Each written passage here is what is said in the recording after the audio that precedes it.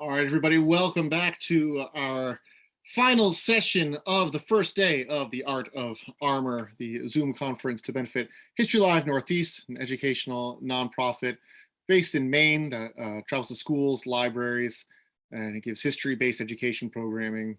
We'll go anywhere. I've given talks anywhere, so I love doing what I do and teaching people. My name is Matt Blazek. I'm the executive director and lead historical interpreter for History Live Northeast. And I'd like to welcome here two people who I have to admit, I've only recently learned about the work that they do and just also what kind of people they are. And these are two amazing, amazing people we've got today. This session is titled The Armor of Cosplay, and we have here two fantastic cosplayers. We have Knightmage, as he goes by, and I don't have the program up, so I'm sorry. I know your first name's Michael, is that correct? Yeah, that's correct. Right. Knightmage is fine. Knightmage is fine. And Bebe Alkaid cosplay here as well. Hi. So, I'll be perfectly honest with you. Cosplay is a pretty new thing to me. But I realized that being a historical interpreter and dressing up and becoming these characters from history, there's not much of a difference. It's sort of that same, especially when you approach it the way you two seem to, where you're really embodying these characters, and the creations that you're making are amazing. I mean, what I'm looking at here is a really the intersection of armor and art, because while it might not be made out of like hammer and steel and things like that, it's still this artistic expression of armor worn and shown off by these beloved characters. So how did you tell us a little bit about yourself? How did you both get started in doing this? So I got started cosplaying because I enjoy Halloween, and I feel that Halloween costumes, they're kind of cheap. They're cheaply made. So after a couple years of being an adult and being able to afford to cosplay, I really wanted to give my hand at trying to make my own costumes. And I'm not much of a sewer at all. I mean, I do it if I have to, but I don't like sewing. But right away, I gave my hand at armor because it's beautiful, it's nice, and I didn't want to deal with sewing. I feel that on a personal level. I don't really sew either. It does suck. Sewing does suck. Very much so. I think actually for me, it's pretty much the same thing. Halloween is kind of really what started it. I've always just loved Halloween. And it was in 2011. I made my very first costume. My girlfriend helped me sew it together because I don't sew very well. So she helped me put together a Green Lantern, John Stewart, and went out to the bars and had fun. And I started doing charity events after that. A year later, I went to my very first convention, and I honestly didn't know anything about cosplaying. I didn't know really anything about conventions. I knew people would dress up at conventions. I just didn't know how vast the world was. So I went to my first convention, and I was just absolutely hooked from then on. And I started doing more costumes for the charity events, and it got to a point where I'm like, well, there's only so many costumes that you can buy at Spirit Halloween and party stores and stuff like that. So I wanted to really start making my own costumes, and that's when I got into Facebook and started seeing other cosplayers and started seeing how they're making their armor and using foam and thermoplastics. I'm like, yeah, I've got to put my foot into that. And once I did, it's one of those things where it's a rabbit hole. You start small and then you fall in and you start doing more and bigger things, and before you know it, you're just immersed in cosplay. That's your life. I have seen your Instagram, Knightmage, and I've seen your Facebook, and you really like took off with that. You're like, Sorry. you learned how to do it, and you just like went boom. I mean, you have so many impressions. How do you find the time to create these? I don't know. I really don't know. So obviously it's not my full-time job. So full-time job, I'm a deputy sheriff, going on 23 years now. And so that's the full-time job. This is more of my passion. And honestly, I don't know where I have the time.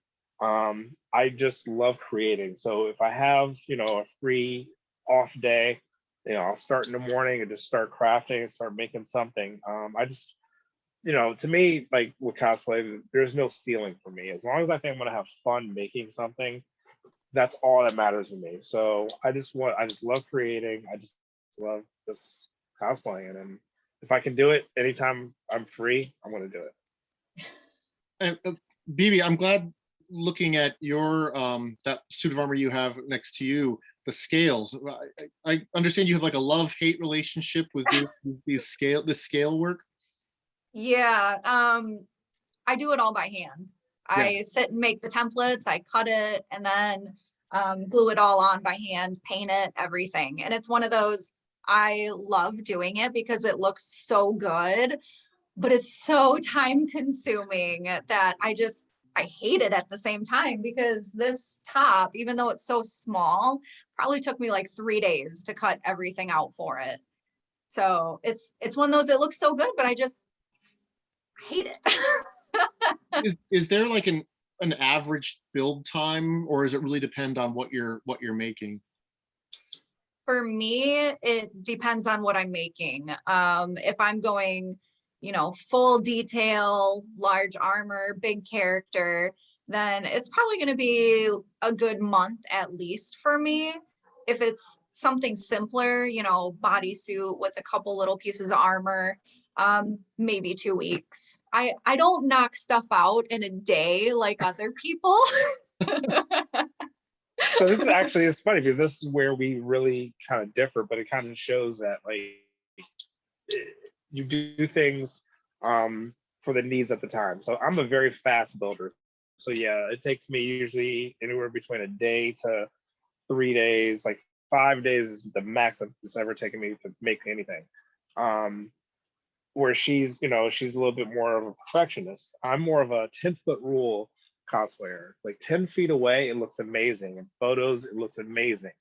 Now, don't come up like inspecting every little scene and everything like that. It's not going to be perfect, but it goes to show like it depends on what it's going for. If it's a costume that I might be entering into a costume contest, then I'm going to take a little bit more time into it, and a little bit more money, and a little bit more quote unquote effort. But if it's really honestly just something I just want to wear for 8 hours on the show floor, and then I'm going to throw in my closet for 6 months and really never think about it for that time, I'm not going to put that much time and energy into it, because I know 10 feet away I'll look okay.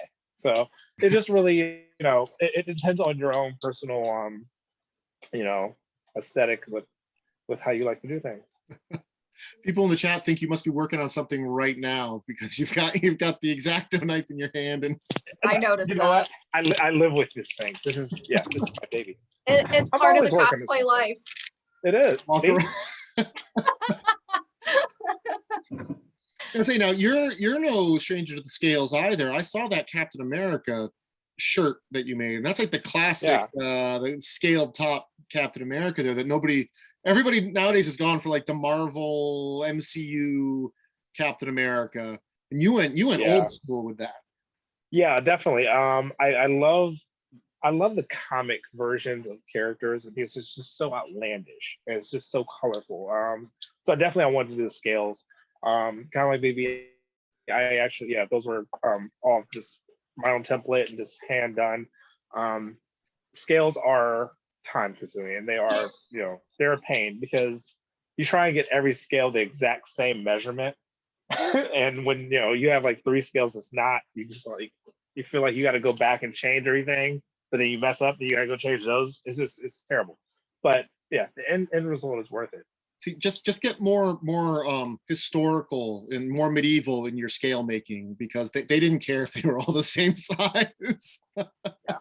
Yeah. So how do you decide what character you're going to build next? Like you just finished something and you're like, okay, time to do the next thing. What's your process for deciding? For me, it's if I'm going to a certain convention that might be based around something like an anime or superhero convention, I'm going to find a character that I like. Even if I don't know them, if I like how they look, then that would be something I would build if I'm guesting at a certain type of convention. This one, I had done like a previous character that went along with it, and I wanted to do another one because it's so detailed, and that's why I chose this one. But it's more or less if I need something specific, or if it's going to be me just picking out something that's going to look fun to make. I'm kind of actually the same. It just depends. Like if someone gives me an idea, they throw me a suggestion, I just think it's going to be fun to do. As long as I think I'm gonna have fun with it and my mind is locked in on that at this moment, then I'm gonna jump at it. Like the very last thing I did was Samurai Spawn, and I had saw some artwork and of a Samurai Spawn, and it was beautiful. I was like, all right, yeah, that's this what I want to do, like right now. Wait, You know, so earlier you said the longest build you ever did was 5 days. Are you telling me that Samurai Spawn only took you less than 5 days? that was 2 days. Oh my He's God. nuts. He is nuts. I don't get it. Oh my gosh. I'm in awe. I'm just like, I have projects that I've been sitting on for like 2 years because I just can't bring myself to finish them. Oh, let's see. Again, everyone's different. Everyone is different, and again, like Samurai Spawn, honestly, it's not one that I would, throw in a competition or anything like that, because again, I know there's the imperfections that are in it, but looking at it and just for me saying I'm Samurai Spawn, it's absolutely good enough. So that's what you're saying I'm Samurai Spawn. When you guys put on these costumes, is it really like you're becoming the character? Like is that how you feel when you do it? To a point. I mean, you're not like. It depends on the character. I think it depends on the character. It depends on the mood. Like when I'm doing charity events, it depends on the character. So like Batman, I don't normally do the Batman voice or anything like that. I'm just a guy dressed as Batman. I just look cool as Batman. You know what I mean? But like when I'm the Grinch, I absolutely love becoming the Grinch and just being a total jerk to people because that's the Grinch, So it just really depends on the character. It depends on how you feel. Like villain, I love doing villains when I'm wearing Thanos or Darkseid. I just feel very powerful and just like everyone is beneath me, and just you have that kind of aura. If I'm wearing Superman, I kind of feel more heroic. There's certain costumes where you don't feel anything, you just feel cool, like Kratos or Spawn. So it really depends on the character, depends on the environment, depends on situation. Exactly the same thing. Depends on the character. We did a Street Fighter photo shoot last summer, I think it was. And the entire time I kept running around, just making the most ridiculous karate noises because I was having fun as the characters I was being, But when it's something like this, it's cool to walk around and just feel powerful and mighty and, but there's definitely the fun characters you want to be. It's, I in promoting this, there was someone I know shared the promotion page, and there was a reenactor from Europe who came on, and he's like, cosplay, a cosplay session, and I'm just like, dude, we're all just dressing up in weird clothes and going out and having fun. It's like we can say that we're doing it for educational purposes, but really we're all just still kids playing dress up. I mean, I like dressing up like a knight and being a knight sometimes, you know. it's I love that. It's like you're just like, I just ran around making karate noises and having fun, because it's like, I think we need more of that in the world, for just that freedom to have fun when we want to have fun, and not have to be defensive or try to justify it. Just or even just to feel like someone else for a little bit, you know. Yeah, I have a question for Knightmage about feeling. It's like when, you know. Oh no, I was really gonna just this really quick add on to what you just said. It's like when you were a kid and you would put sunglasses on and you felt invisible and you just felt like, you know, you could say whatever you want and stuff like that. The same thing with cosplay. When you put on the costume, you honestly just feel like a different person.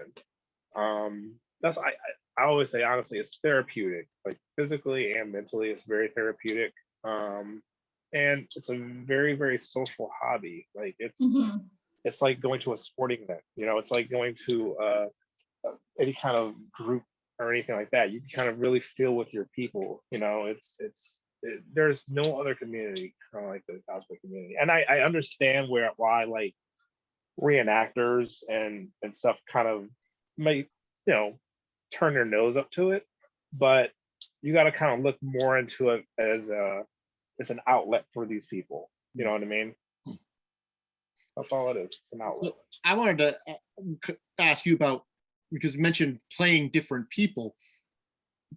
That you don't stick to like a character actor. It's like you have a fantastic Laura Croft cosplay, and you're like, you don't try to be like, okay, this is a male Laura Croft, or this is a black Laura Croft. You're just like, I'm just Laura Croft. And right. I find that just awesome. I really find that awesome, that you who is there anybody that you don't want to play? Is there any characters that you don't want to play? No. No, I mean, I have no ceiling. I have absolutely no ceiling. If I think I'm going to have fun, I'm going to do it. So think about it like this. It's your fan art. Like, it's really your fan art of a character. So you take any character, take Batman. Batman has been seen a million different ways. Batman has been black, Batman's been Chinese, Batman's been tall, Batman's been fat, Batman's been short, Batman's been a woman. Like, you understand what I'm saying? Like, Batman just depends on the artist, the director, the actor, whoever. They're doing it in their own vision. So with cosplaying, that's exactly what we're doing. We're taking these characters and we're creating them in our own vision. So, you know, I always say, like, honestly, my job as a cosplayer really isn't to try and duplicate someone else's vision of a character. Like, my job really is just to make you believe the character always looked like me. So that's what I want to do. I just want to be that character. And, you know, I mean, with the whole Loki series that came out, like, okay, we could just say we're a variant. You know, I'm Batman from Earth number 948. How come I can't be? You know, Well, so one of the first cosplays I saw of you was the He-Man, and I look, I'm like, yeah, it's like you looked at like the wig that you had with the haircut and everything was just. I'm like, yeah, it's He-Man. He looks exactly like He-Man. And it's so ridiculous. So ridiculous.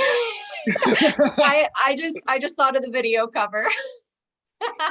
It is so ridiculous. no, I mean, and that's the thing. You can't take yourself so seriously all the time with it. Like, I'm literally in a blonde, you know, bob wig, and I might feel like He-Man. I might think I look cool, but I'm a 6 foot 250 black dude in a blonde wig and with a bob. You know what I'm saying? Like, you really honestly cannot take yourself too seriously. Like, you can be proud of the things that you're doing and stuff, but come on. I want to see you do it again though, but I want to see the pink Prince Adam. I want to see you do Prince Adam with the pink dress. Actually, I do want to do that. Do the little "Hey, what's going on" video. Do you ever? But not to get too serious or anything, but I do have the serious question of, you know, being a black man and doing a character like He-Man. Do you ever get negative blowback from that, or Oh yeah, all the Yeah. time, all the time. When I first started, there was a lot of, this character isn't black or blah blah blah. Thing is, 9 times out of 10, when you get those type of comments and stuff, they're from people outside of the community. They're from people who don't cosplay. They're from people who just are pretty much just trolling. You know what I mean? Yeah. You got to kind of brush it off the shoulder. But I mean, for every one negative comment, you're going to get 100 positive.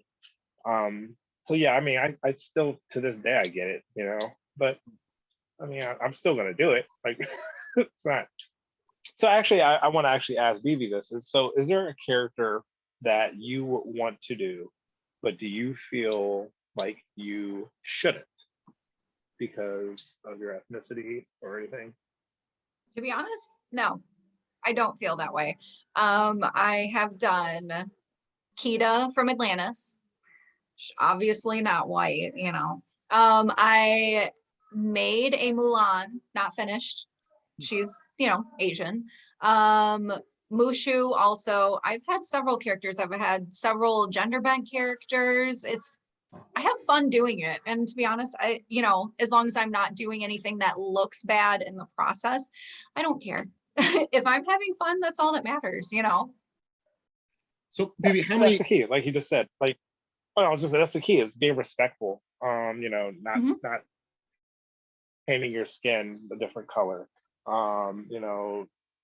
That type of stuff. Like pretty much as long as you're respectful, then I think anything, no, nothing's off limits. If you're doing a character, like if you just want to be Spirit from G.I. Joe, who was a Native American character in G.I. Joe, if you want to be Spirit, be Spirit. But there's a difference between being Spirit and then just going to a convention and just dressed up as a random, Mhm. Native American chief. You know what I mean? You're not portraying a specific character. So yeah, just being respectful of things. That's the only rule. It sounds there's that sort of there's a lot of that actually in reenactment as well. There's like this fine line of what is the respectful of it and what is perpetuating stereotypes. And it's there's some great conversations. It's like I know a few people who are of Asian, and they would like to portray Vikings, but they feel that they can't because they get a blowback from people saying, "Well, Vikings weren't that." It's like, come on, folks, they are taking an interest in your culture. They want to learn about it and portray it. We should be letting them do that instead of just saying, well, no, you can't do that because there weren't any Asian Vikings, because that just sounds like gatekeeping in a way. And I know that from looking at your social media posts, you and Bebe as well, you really try to promote the positive side of cosplay. And I think we've all seen those like TV shows on sci-fi and things like that of the cosplayers, where it's like they purposely inflate the drama behind everything to try to make good television. But what I see you all been posting lately has been a real sort of nice change to that, and being honest about things like some insecurities and things that you're posting, and but also just the trying to take that honesty and turn it into a positive aspect instead of just trying to use it for drama and likes and clicks and things like that. Yeah, I mean, we're human, you know, and so I don't care who you are, you're going to have your highs and lows, and especially if any time you're putting yourself out there for the world to see, you're literally opening yourself up for criticism and negativity and stuff like that. And I don't care who you are, at some point that negativity is going to start to affect you. It's going to start to affect, other aspects of your life and stuff like that. There's things that people really don't think about. And while, the cosplay community and just the community in general is beautiful and it's wonderful and positive, there is that dark side. There is that negative, parts to it. And I think, yeah, definitely it should be addressed. Another thing is, again, it's a very social hobby, but it's full of socially awkward people, you know? So that's kind of like why we all understand and get each other. But sometimes we forget that sometimes, other people can't communicate the same way that we communicate. So sometimes, things might come off a little wonky. They honestly don't mean it that way. It's just honestly just who they are. So, patience is a key with that. Yeah. That's very, like I said, there's a very close connection between the cosplay community and the reenactment community, because it's sort of the same thing. The same crowds, the same type of personalities are drawn to these things. And you're right, there is a large contingent of people in reenactment who are of that socially awkward stage as well. So, but I wanted to get more into more talking about just your stuff, your costumes too, as well. So, maybe how many different characters do you have right now? So I actually just counted this the other day because I have no idea. I have about 55. Wow. That's it? That's nothing That's it. compared to some people, but No. I didn't mean it like that. I don't mean it like that, because every time she posts something, I'm like, I didn't know you did this. I didn't know you did that. yeah, And he then, did that I to me don't know, like a week in a row. I didn't know you did Spider-Gwen. Yep. All right. I thought you were way more. How many do you have? I'm at like 310. Holy cow! Right? Me, I'm like, Ridiculous. I gotta tell my wife that, because I'm just like, honey, I'm getting another helmet. I'm up to like 4 now. And she's like, oh, where are we gonna put this thing? And I'm like, he's got 310 separate character costumes. Not just bits and pieces. Whole characters. To be fair, they're well Madness. organized. They're well organized. I put everything in They totes. are. I have seen it. It's all in my basement. They're in totes and it's labeled, and I have a huge hanging rack for all the clothes. And I have like a bunch of stuff in my craft room. So yeah, I mean, it's kind of pretty much well organized. So I have that going. Baby, what's your biggest armor build? What's the biggest one you've done so far? My biggest one that I've done is Ysera from World of Warcraft. It was a original design by Zach Fisher, so it was a little more intense than the actual character was. And she has these massive pauldrons, lots of armor, glowing gems, horns coming out of the head, and it was also by far my most expensive one. Not that I like to admit it, but that one also has probably the most detail out of anything that I have made. So yeah, it's a big one. And how long does it take for you to put something like that on? Probably about 20 minutes. And I also need someone to help me put it on. We're all reenactors here. We fully understand Yep. needing help getting our gear on. And Knightmage, how about what's your biggest build? Biggest, probably, I mean, size-wise, probably Angel Spawn. The wingspan is 9 foot by 9 foot, and there's 4,500 feathers. And wait, did you cut out all those feathers by hand? Well, no, they're real okay. feathers. Oh, they're real feathers. They're real feathers. So that's also my most expensive build too. I had started with like 50 feathers, and I realized quickly that 50 feathers was not going to cover these wings. But I had already committed to real feathers, so I'm like, I gotta keep ordering more feathers. So That's what I did with my hot girl. yeah. There's that up. So now that I know that, things you could do with craft foam, yeah, everything that can be craft foam with feathers, yeah, it's craft foam. I've been trying to make a reconstruction. Well, I did make a reconstruction of a hat. It's called the Fiore Swan hat. It's from a medieval fight manual, and it's basically like a Robin Hood bicocket hat, but it has a swan's head on it. And I used real feathers for a portion of that, and I'm just like, never again. I'm never using real feathers again. And it was, Yeah. and that was like 20 feathers. That was nothing to, that was like 4,500. I mean, it looks beautiful, right? But it's too expensive. Yeah, feathers are so expensive. Is there any character that you really want to build but haven't done it yet? One that I really want to do is Kane from Final Fantasy IV.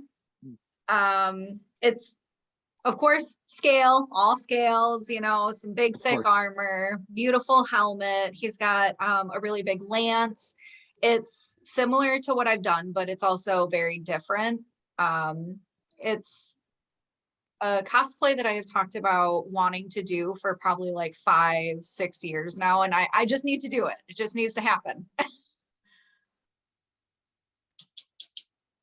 For me, probably Voltron. Oh yeah, now we're talking. That's my dream. The Lions. So yeah, that's my dream. I want to do like a freaking 16-foot Voltron. Yes. Now you're talking. when I grew up on a farm in Maine, and I used to run around the fields, shouting out the, form the arms and legs, and I'll form the head. It's That's great. And honestly, even every year, seriously, with like paper wrapping tubes, like I'll use it as a lightsaber, yeah. but I'll always try and make the blazing sword with it. It's just, yeah. So I'm going to start reading some questions that have been being asked in the chat for you too, because I know people want to ask you some questions. Nice. Is there an unrealistic pressure or expectation to have a brand new outfit for every convention or event? Or do you wear the same handful of outfits regularly? And I imagine like historical replicas, you're constantly repairing. For me, I like to have something new, at least one thing new for every convention that I'm guesting. If it's just one that I'm attending to go to have fun, then more than likely I'm going to have, a whole slew of stuff that I can just take and wear that I'm not worried about. But it's different when you're guesting. You want to be able to bring something new to show people, to talk about it. For one of the conventions that Knightmage and I both did, I did a cosplay on a budget, and it was actually this one right here. And I made it for just over $100. So I had talked about it at our panel and ways to save money, tricks to make things cheaper. And for me, yeah, just if I'm guesting somewhere, I want something new. Same. Yeah, that's personal preference. I like to just have something new. It's not a necessity. You don't have to do it, but just personally like to do it. Yeah, so exact same. And do you guys constantly making repairs on your stuff too, or? Yes, all the time. It depends. Like I wouldn't say major repairs usually. Typically, I don't know about you. So usually where my stuff gets damaged is at the end of the day of the convention. I'm just so ready to take it off that I just rip stuff off, and that's where stuff gets messed up at. That's similar for reenactors, I think, too.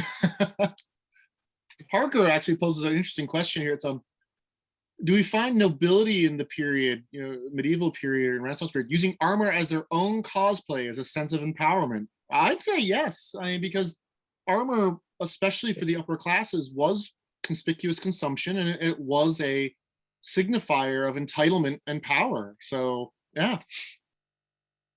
Yeah, absolutely. I mean, kind of just correlate that to making your armor. I mean, there's absolutely nothing. There's nothing wrong with buying, your cosplay and stuff like that. But when you can look at something and look at it and say, I made that, like, wow. You know what I mean? There's something really empowering about that. And, every cosplayer I know you know, they say, well, you know, when I was younger, I didn't think I would be able to do anything like this. I wasn't artistic, or I wasn't, you know, this or that. But now they're making this beautiful armor, and yeah, it's very empowering. You know, Evan, I've been doing this. Oh, sorry. no, go ahead, I've go been ahead. doing this for 7 years now, and I still look at some of the stuff I make and I'm like, that's pretty cool.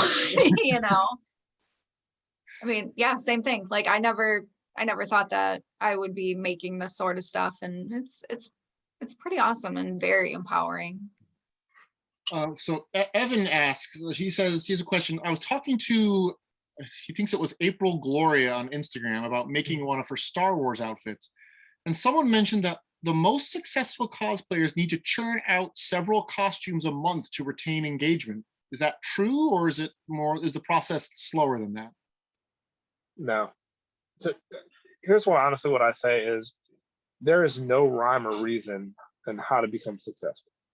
Honestly, it is either A, you just get lucky and someone happens to see something you did and they share it and just, you know, it spreads like that. Or B, you are just the type of person that draws people in. Like people are attracted to you. Like I know cosplayers who make amazing stuff and then their following is very small. But then I know cosplayers who really don't make anything on their own at all, but they have a huge following. But this is because, you know, they're, I don't know, they're likable to the whoever, to that audience, whatever. So it has honestly really nothing to do with your, you know, productivity or your skill level or anything like that. I always just honestly tell people just be you. Don't feel like you have to do something to try and keep up or try and, you know, do like a status quo or anything like that. Just be you. People are going to gravitate towards you or they're not. And that's just honestly the simple thing. I think when I stopped caring so much about like numbers was when I got more opportunities, because I was more willing to show people how I did things and like take time doing things on my own, and just in general, you know, talking about cosplay and not just being like, hey, look what I made, you know. Then I mean, I think things went better for me that way.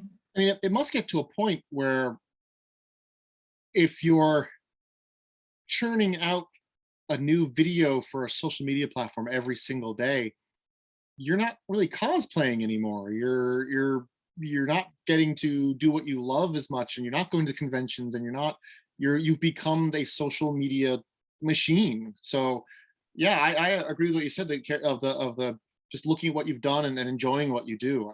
I think that could go for a lot of reenactors as well, is looking at what they've done, enjoying what they do, and being, and like Knightmage said, being true to who they are as well. We've come to a point where we just, whether you're a YouTuber or you know, model or cosplayer or whatever, we're graduating into everyone becoming sort of influencers, you know. And there's nothing wrong with that, but I just tell people be you, don't be fake, because if you do that, if you keep on trying to be something you're not and just trying to keep up, then you're going to burn out. You're going to burn out so fast. If you just kind of do things on your own terms, on your own, you know, speed, there's longevity in that. Have either of you had a memorable interaction with a fan that has stuck with you and helped you keep going on a project when you felt discouraged by it? Um, Um, I like just the consistent messages from friends, and I mean even people I don't know, and it's like, oh my gosh, that's so cool, like I wish I could do what you do. But you know, then we get into a conversation about how to do things. There's not one thing specifically that stands out to me. It's just the constant little, hey, that's pretty awesome, or you know, you really inspired me to do this. There's so many messages that just mean the world to me. There's not one that sticks out more than the other. I'm same thing. There's not one. I just love, as much as I hate work in progress photos, and stuff like that. But I love when I either do a work in progress photo, or I just have to say that, hey, I'm thinking about doing this. The excitement of other people gets me more excited and pushes me to, like 13 Ghosts. When I first thought about doing it, I'm like, all right, I think I'm going to do 13 Ghosts. And I just posted it. And how many people got excited over that really pushed me to keep doing it, keep making them, and I finally got it done. So it's just the excitement of other people pushes me through. I'll admit, I always love seeing the looks on kids' faces. And one that stuck with me, I was at an event.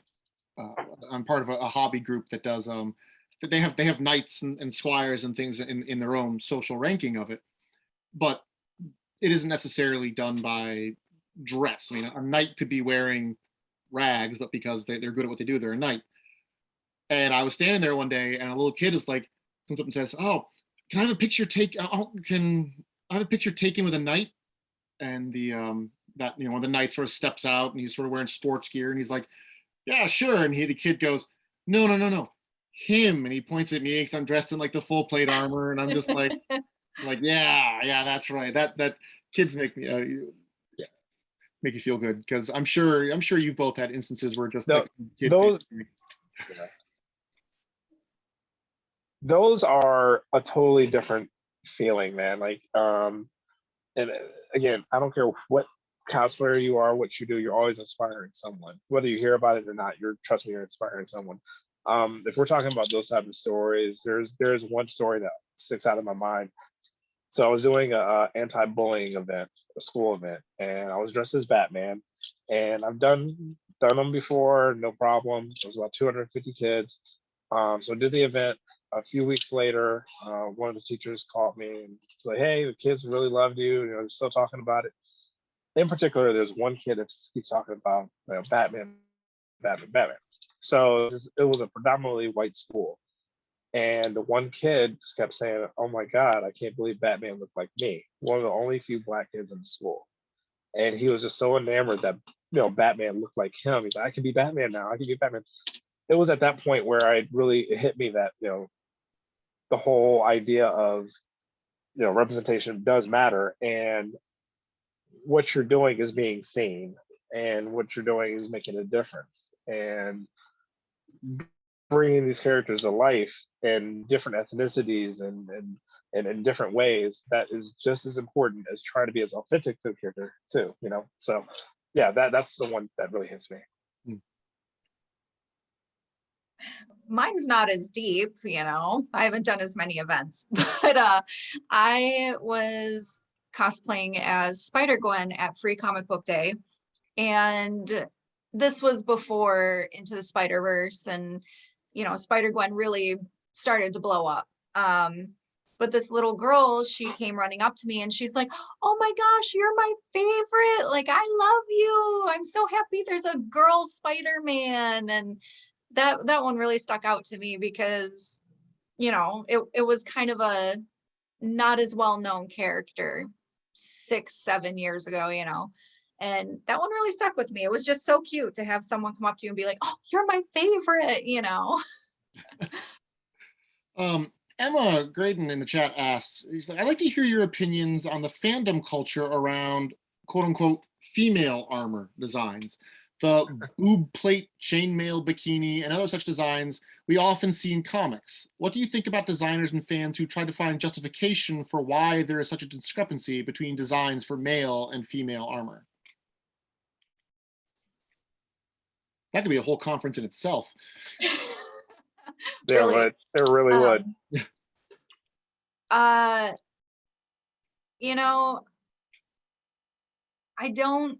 can't really say that I have an opinion on it, because throughout the years, my opinion on boob armor and the sexy armor has really changed.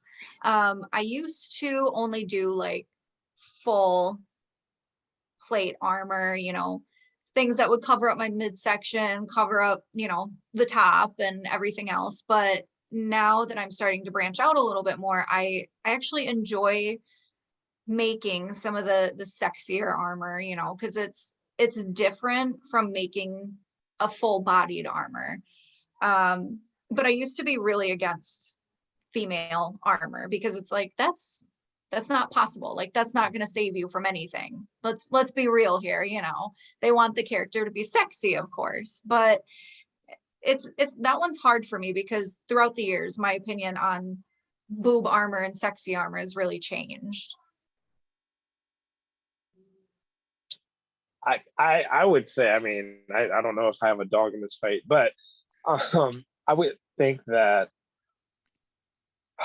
and I know for a guy, like, anytime I can maybe do something that's a little bit more like shirtless or something like that, like Conan or showing a little bit more skin, like He-Man or something like that, it's still gratuitous, you know what I mean? But it's empowering. Like, I mean, it's not practical, but still yet it's personally empowering to feel sexy. So while things are not practical, I think that there is some value in it because, again, it's empowering to that person, especially the cosplayer, if they're wearing it. Obviously it makes them feel better about themselves. So I say nothing wrong with it. Nothing wrong with it. It ain't gonna save you, but there's But nothing wrong with it. however, I also say, yeah, I ain't gonna say. But also, that's, you know what, that's one thing I really enjoy about Zach Fisher is, like, a lot of his designs, they are sexy, but he does put a lot of thought into functionality into it too. You know what I mean? Like, okay, well, it's just not gratuitously sexy just to be sexy. I mean, there's armor pieces here, here, here, here. It's going to protect you some, but it's still a sense of sexiness. So yeah, that's one thing I really like about his designs.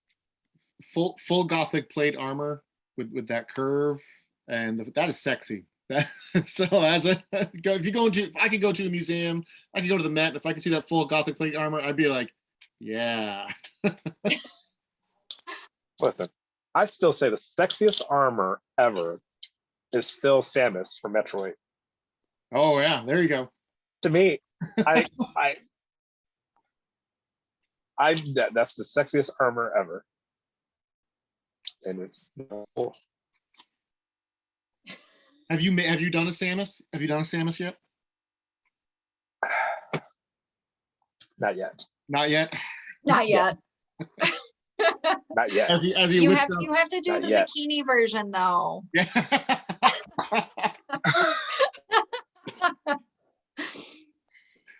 I want to see you take the helmet off and have another blonde wig with the big high ponytail. Yes. That's a deal. All right, that's definitely happened. That No. will happen. Yeah, All right, hey, I've influenced cosplay. I'm inspired. I'm inspired now. Oh. Does anyone else have any questions for a Knightmage or Bebe Alkaid? Feel free to unmute yourself for All the questions.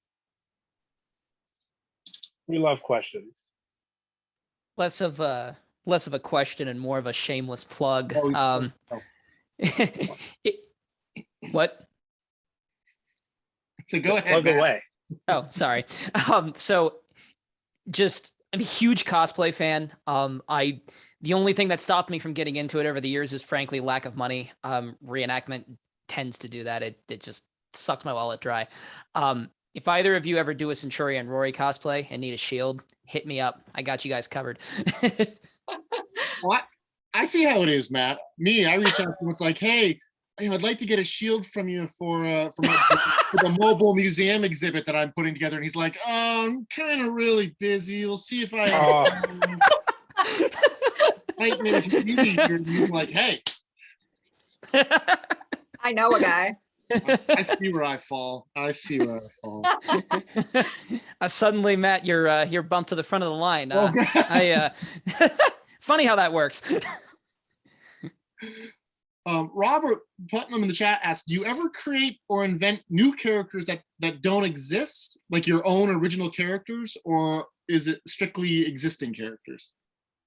So I actually did my barbarian D&D character. The whole cosplay was made up just however I wanted my character to look. We did a group of our D&D characters for C2E2 a couple years ago. This is another one that Knightmage had no idea that I even did, but the whole top was hand woven. A lot of the pieces were just hand woven. But that was a fun one because then I could make up the personality for the character on the go at conventions, you know, while we're taking pictures or whatever else. But I think that's probably my own original design that I've done. I've only done one really. So Knightmage. It was a Out of 300, you've only done one. I've done one, yeah, just one, and this was even like this was before I knew what cosplay was or anything like that. So, do you remember a TV show called Who Wants to Be a Superhero? Yes. It was on the Sci-Fi Channel. Excelsior. Okay. All right. So, yeah, it was hosted by Stan Lee. So I auditioned for season 2 of it, and I created the character Knightmage. And basically, it was like a cross between a Jedi Knight and Doctor Strange. Obviously, I didn't make the show. I got to be an alternate, like a 5th alternate. So if like 5 other people died, I would have got on the show. But anyways, so yeah, that was that character, and I didn't do anything with it for years. And then once I started cosplaying, I made like a couple of YouTube shorts, and the name just kind of stuck. So I actually do want to go back and kind of redesign the character now, you know, knowing what I know now and the costume and design and stuff. I might have to do that. I need to see this. I've never seen it. You don't want to. Send me pictures later. Send me pictures later. I want to see it. All right. It's terrible. I won't share them. I'd love to build my my old D&D character, but it was a centaur paladin, so I don't even know how I would go about doing that. Man. Yeah. I mean, you could do it. Might need another person, but you can Yeah. do it. Who wants to be the butt? Oh, that would actually be kind of cool though. I'm not doing that with you. Don't even throw that out there. So I actually have a confession, because I said that cosplay is new to me, and then I really thinking about it. When I was in high school, I used to go, and this is really me letting the world know of my nerd cred and nerd flag here. I used to go to Star Trek conventions. And There's nothing wrong with that. no, there's nothing wrong with it. Yeah. And I had a uniform. I had a Star Trek uniform that I had. Next Generation. I had a Next Generation uniform. The onesie. I had a onesie. But I always wanted one of the original series, like the movie, the Wrath of Khan jackets, like the bomber jacket. Yeah. I was just like, that was like hot. I just thought that was amazing.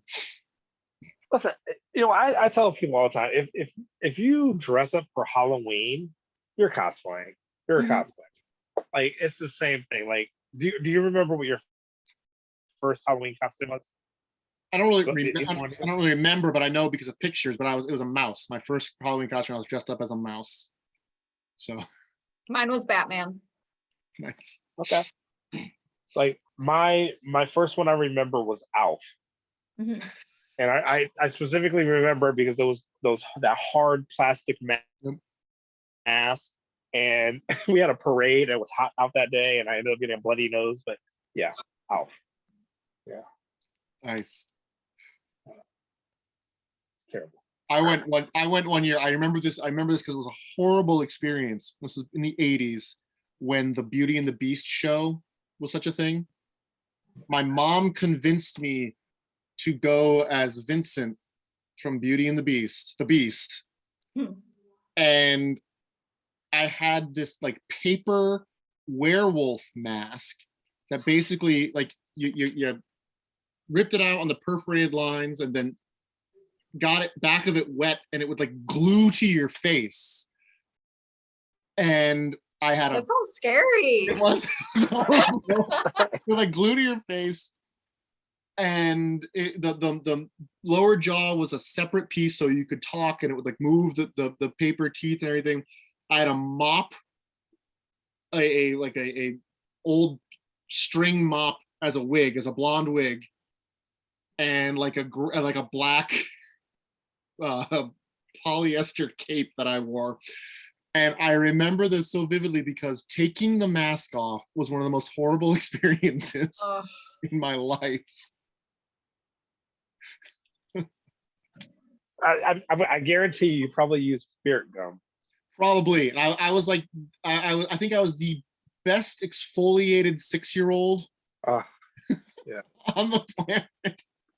And that again, see, look at that. Like the products that we have today, like costumes and prosthetics and adhesives and stuff, are just totally different, man. Like back then, if you said, "Hey, I wanted to be Voltron," it would have been a huge ordeal process that would probably take you like 5 years to do. Someone today wants to be Voltron, they could 3D print that in a month or something. You know what I'm saying? Like like the stuff that Voltron we back have in the day. available. Voltron in the day probably would have been like cardboard boxes, tape, and markers. Yep. I still remember. Yeah. I still remember. It's like there was a while, I think when I was in high school, where basically Voltron had been forgotten by a lot of people, and I'm like, oh man, there's this show. It was a cartoon in the '80s, and they had lions, and they would all form up and things. They're like, oh, you mean Power Rangers? I'm like, no, it wasn't Power Rangers. No. What kind of how basic do you think I am? Power Rangers. Power Rangers. I should go back and watch it because I'd probably find it far more amusing now as an adult than I did, because I was like just past the age demographic when it first hit, so I didn't get into it then.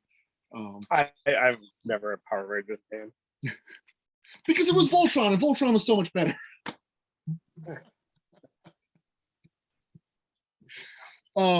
So mentioning 3D printing, how much do you print now instead of making?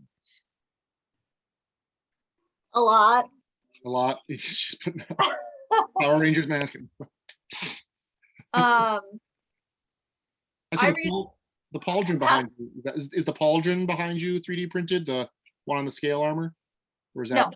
No. Nope, that one's handmade. Wow. I recently got into 3D printing, and for me, for cosplay, like it works out really good for small things, like my katana mask. I didn't have to make this, other Mortal Kombat masks, but I haven't done like a full cosplay 3D printed. And I honestly don't think I ever will, just because I like the idea of using foam and it's flexible, mobile, and but yeah, I do little pieces here and there. I do no 3D print. And honestly, I would love to learn, and I would probably do the same thing, like small pieces.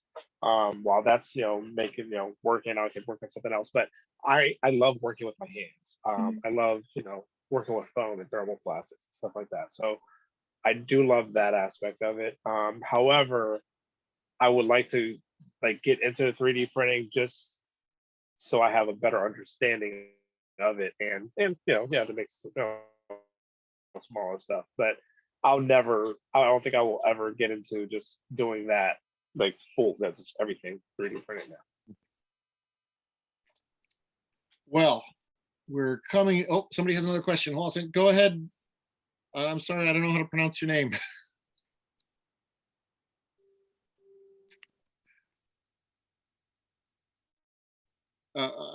Is it Med? I'm so very, very sorry. I'm not sure how to pronounce your name. I see you raising your hand and trying to ask a question, but go right ahead. Oh, sorry, that was a missed button punch, and it's Maeve. Oh, okay. All right, Maeve. So we're coming to the end of our time together today. Bebe Alkaid and Knightmage, I have the most important question of the day for you. What is your favorite armor? Um, I don't think I have a favorite. I like all of them for different reasons. This one was a budget. This one, it's a fun and sexy armor. I've got my big ones that I like because they're so detailed. I honestly don't have a favorite. There's something I like about all of them. Yeah. Yeah, they're all your babies, can't pick a favorite. So there's two actually that I'll say. All right. So RoboCop is the one that took me the longest. That was 5 days. And it was all freehand. So there was no pattern or anything. 5 days. That one, Whew. and I oh, right. I really love that. I love RoboCop. I love that one. But also Predator. Predator is the one I like to show people that it doesn't need to be expensive. Wait, It- Predator took you less time than RoboCop? Yeah, Predator was like 3 days, like 2 or I just- 3 days. I can't even. Well, the reason why I'm very, very proud of Predator. So, quick story. So, there's a YouTube show called Man at Arms, and basically what they do is they recreate armor and weapons and props from different movies and video games, right? And they're blacksmiths in Baltimore Knife and Sword, and so they actually really make the weapons, So that was the last Predator movie was coming out. They got contacted to make Predator Blade. So they were looking for a Predator cosplayer to kind of come on the show and be their Predator for the episode. So they saw me at Katsucon, and they were looking for me for like 3 months, Whoa. and they were trying to find out who I was, and they finally tracked me down, and I went and filmed the episode and stuff like that. But to think that it was $125 to make this costume, and I made it like 2-3 days, and having that opportunity again, it really goes to show that it does not necessarily about like the type of materials that you use or how much time, money you put into it, but really just kind of the care and love you put into it. So yeah, that's the one that I like to kind of really show off. Well, that's amazing. I'm just in awe of the vast amount of work you both put into all of these amazing builds, truly epic builds that you've got going on here, and epic characters. And I can't wait to see what you both come up with next. So Bebe, Alkaid, and Knightmage, thank you so much for joining us today. Folks, thank you all for joining us today too. We'll be back again tomorrow morning at 10 a.m. with day 2 of the Art of Armor, the Zoom conference to benefit History Live Northeast. So thank you all very much, and you have a great Thank you. night. Thank you.